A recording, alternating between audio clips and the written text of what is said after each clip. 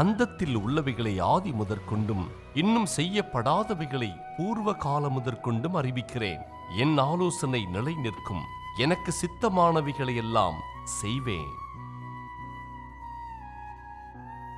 எதிர்பாராதவைகளை சந்திக்கும் போதும் அல்லது புதிய காரியங்களை அறிந்து கொள்ளும் போதும் திட்டங்களை மாற்றுவது மனித இயல்பாகும். ஆனால் அநித்தியமான கடவுளோ தனது திட்டங்களை மாற்ற வேண்டிய அவசியமில்லை. ஒரு காரியத்தின் முடிவை அது தொடங்கும் முன்னரே அதை அறிந்து இருக்கின்றார். மேலும் இடையில் வரும் எந்த ஒரு நிகழ்வும் அவரை ஆச்சரியப்படுத்துவதில்லை. அவர் ஒருவரே கடவுள் என்பதால் அவருடைய நோக்கம் நிறைவேறும்.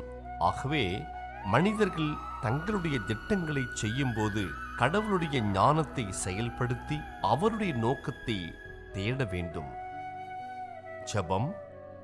கர்த்தராகிய ஆண்டவரே, நீர் ஒருவரே நித்தியமானவரும் அனைத்தையும் அறிந்தவராயிருக்கின்றீர். கடந்த காலம், நிகழ்காலம் அல்லது எதிர்காலம் என்று எதுவும் உம்மிடத்திலிருந்து மறைந்திருக்க முடியாது. ஏனென்றால் அவைகள் எல்லாம் உம்முடைய கட்டுப்பாட்டில்தான் உள்ளது. பிதாவே, உமது வழிகளில் நடக்கவும் உமது நோக்கத்தை தேடவும் உமது ஞானத்தின்படி எல்லா காரியங்களையும் செயல்படுத்தவும் எனக்கு கற்றுத்தாரும். இயேசுவின் மூலம் ஜெபிக்கிறோம் பிதாவே. ஆமென்.